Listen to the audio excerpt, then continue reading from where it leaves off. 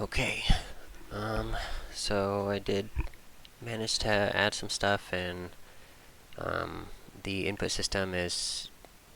I basically did get that refactored, um, and it's set up and with the foundation anyway. I haven't encountered any bugs yet, but I haven't done extensive testing on what I have there. But most of it was pretty simple, I think, except for getting hotkeys to swap. And then I also refactored my inventory controller. I added an item factory to handle creating items and adding affixes to them and stuff. So the input system, oops. If I go to options here, I have my key bindings. This is all set up, and I can change them, and they should swap. I haven't tested, but yeah, so those swapped. Change it back, that swapped, that fine, and you can reset all. I also have controls for your joystick. I don't know if it's limited to skill slot 1, interact, cast reel. That should be A. And then skill slot 1, B. Yeah, okay. So that's all working. And I set that up with the input thing, the input system that Unity has. And then also this is cool. You can see here the icons down here change based on what you use, right? So I'm using a keyboard now, so they switch. If I do controller, they switch. So I thought that was pretty cool. The idea is to have, like if you play D4, they have it set up pretty good where you can use controller and keyboard and just kind of swap. And they had that working, so I wanted that, and took a little bit because I was unfamiliar with the input system, but it's working. It seems to be working. No bugs yet. So the other thing I added, I did refactor to the item factory script. So if I go there, it's item factory script. So you can see all my methods here, if you can see. Yeah. And I took a lot of that away from the inventory controller because I wanted really the inventory controller to really just handle moving items around in the inventory and placing items in the inventory, and not so much creating items. I thought that would be better suited in something like this. So now I have my singleton item factory that I can do stuff with. Mostly the inventory controller is just calling this item factory, but I also do have the ability, right? All of these, I have all these public functions here that can be used. So if I can use this in shops now, right? So if I wanted to populate an item shop with certain items, I can do that using these functions. Or when you catch a fish, if I wanted to drop certain items, I can do that with these functions as well, as opposed to having to do same functions really as over here, but just outside of the inventory controller now. So the inventory controller is just handling less, and I think it looks a little better, even though I have all of these stuff still in here. But this was all of this got moved to the item factory. So I think I pretty sufficiently limited what the inventory controller does to just handling moving stuff around in the inventory. I'm gonna have to add more because right now you can use a controller and you can move around, but I don't have the functionality to pick up items yet and equip them. So that's going to end up being in the inventory controller. And it was already getting so cluttered with creating items and stuff, so that was one of the reasons why I wanted to separate that logic.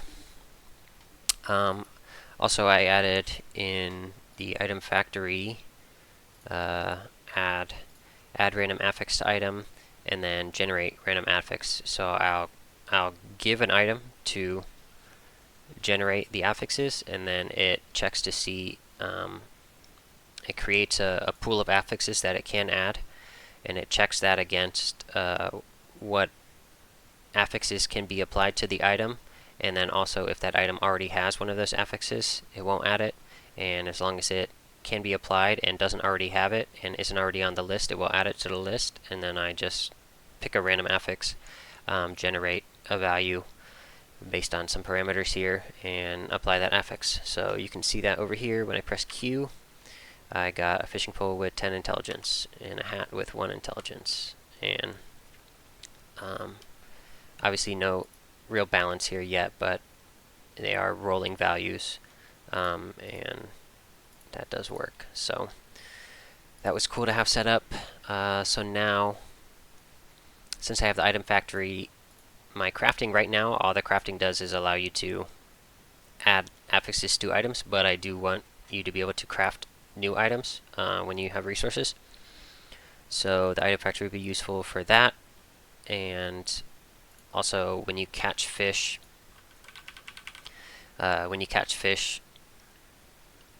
they're going to have a chance to drop stuff, so now I can use the item factory for that as well. The logic isn't totally fleshed out, mostly because all the items I have now are equipable items, so I'll need to add some logic when I have usable items or miscellaneous items, and things like that.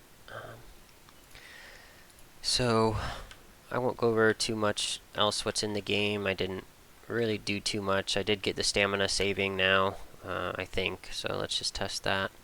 So 55.9, if I go to main menu, 55.9, yeah, okay, so that does save correctly. Items are still saving correctly. Stats are updating correctly.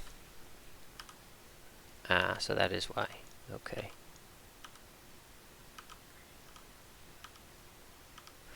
Okay, and yeah, so those were some hurdles. I can show you a little bit what I had here for the input system. Game input. Most of the logics here is on the player. So originally I had a player input controller. I don't know why.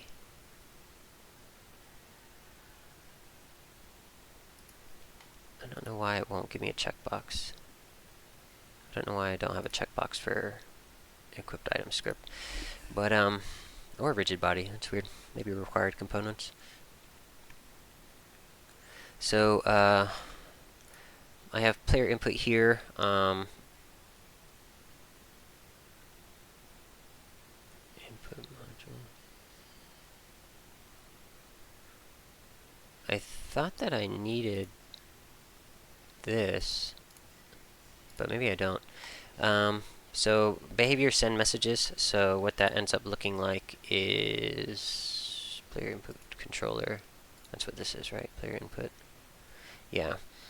So you need to have player input on the same game object, and then you can place a script, and then you can just, you need functions that match these, that match the wording here exactly. So that's kind of annoying and rigid. I don't really like that, but it does work. So this is my player input controller script, singleton, so I can get stuff about the buttons and stuff. I do have a input action reference for each input action that I have. This one's not being used right now. And I have a state keyboard or gamepad, and that's how I got the icons to switch. So unfortunately, that means I have to put handle input state in basically each of these. I tried to figure out a way to where I could just call this anytime I perform an action, but I couldn't. So just kind of sloppily, I've been putting it into literally every one of these functions, which kind of sucks. But it is what it is, and it does work as I would expect. So if I can substitute that later down the road, no big deal. So yeah, all of these functions get called when you do the input, which is here. When you do these inputs here, so move is bound to left stick gamepad, WASDA blah blah blah, stick joystick, and all that crap. So over here, right, gamepad, keyboard. And I did have to go in here and I think that I did need to assign these. They weren't assigned already. But if I wanted to add a new keybind, for example, if I have another menu that I want you to open, I haven't thought of one yet, which is why it's not here, but then I would just have to come in here, add one of these, add a binding for it, update that, and then I would have to, unfortunately, come over here and add a reference here and go into the code and add the function for it there. So it's not terrible, and I shouldn't need to expand it too much, though if I do add something, it won't be, it's not too bad. So yeah, nothing else really that I added, but the key bindings all do work. I can show you that here. You won't really be able to tell, but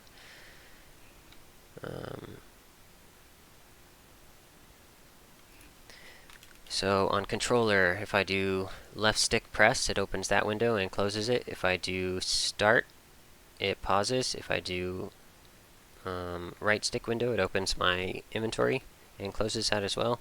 So skill slots all work. You can see the dialog at the bottom. They're not doing anything now. And I don't have anything bound to my triggers, so I could do something cool with that. But same for keyboard, right? So I opens that, tab opens that, escape, and options over here. And this came together pretty good. Oh yeah, I'll go over the swap thing, because that was really, I'm really not even sure why it's working. But it is, so to do that I need to go to game options menu, option display controls, rebind UI prefab,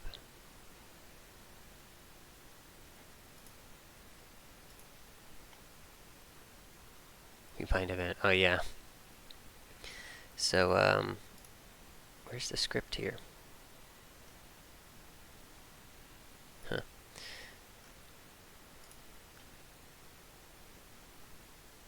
Action UI.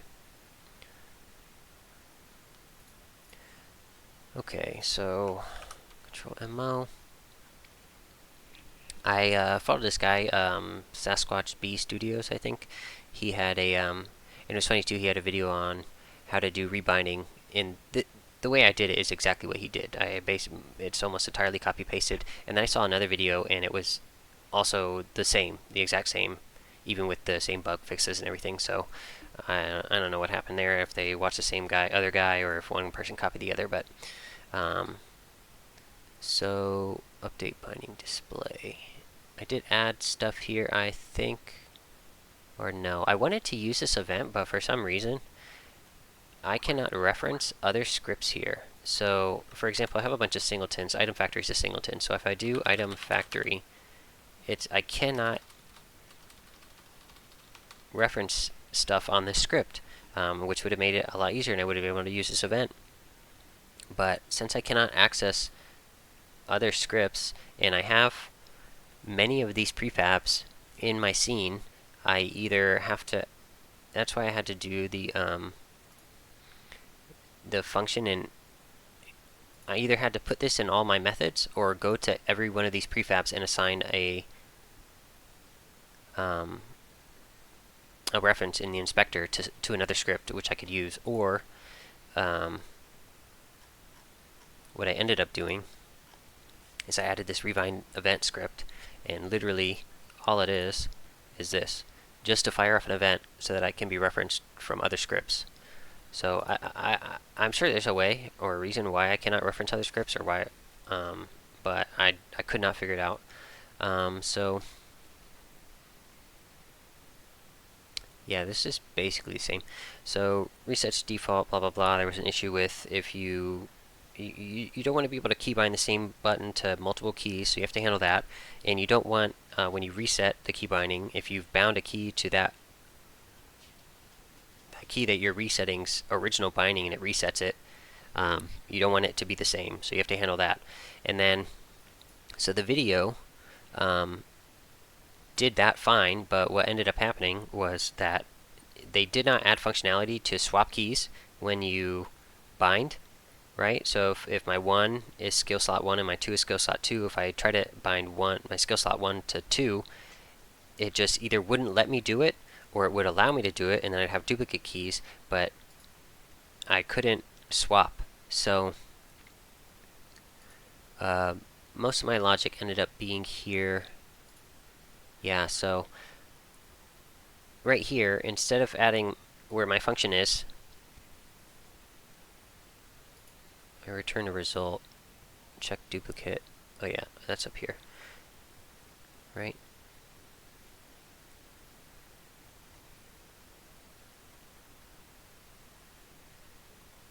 Check duplicate bindings, yeah.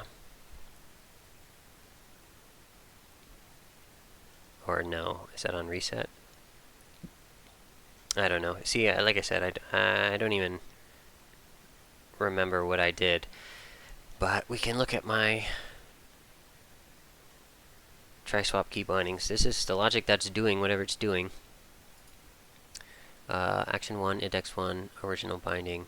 So I needed to cache the original binding of the key, because what was happening was, and I believe I'm doing that,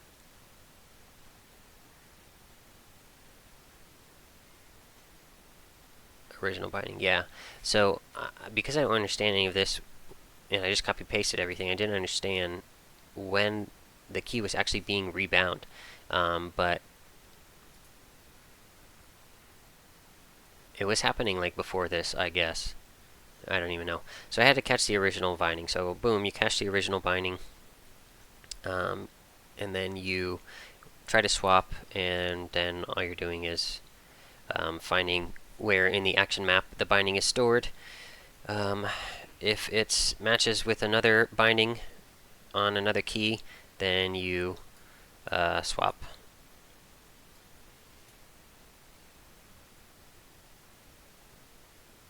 And I guess that's it. Yeah, because I have the original binding. So I do bind the key, and then I give the other key the original binding. Yeah, that's what's happening. But that was frustrating, and that took a long time, even though the whole system was like very easy. It was like a 20-minute video. And like I said, all I did was copy paste. But to figure this logic out, because all I did was copy paste and I didn't understand what I was doing, this just took me forever. I had to work backwards and figure out why things were happening and where they were happening. So I did gain somewhat of an understanding about why things were happening, but it was just frustrating. But it's working now. Seems to be working and haven't any issues yet. I also store all of those in player prefabs, so the save and loading works. All of that is a Unity internal asset or whatever. You can just download it from the asset store, and it gives you the prefab and the save load, and also those icons that I have. It came with those as well, so that was pretty cool. But yeah, that's probably it. Next steps. The next big thing I have to do, if I want to be able to move items around with the controller. I want to be able to, I do want to be able to play the game entirely with a controller. So I do need to figure out some more stuff with that. Also, navigating all the menus, that's going to be a pain, I think. I should watch some videos on that.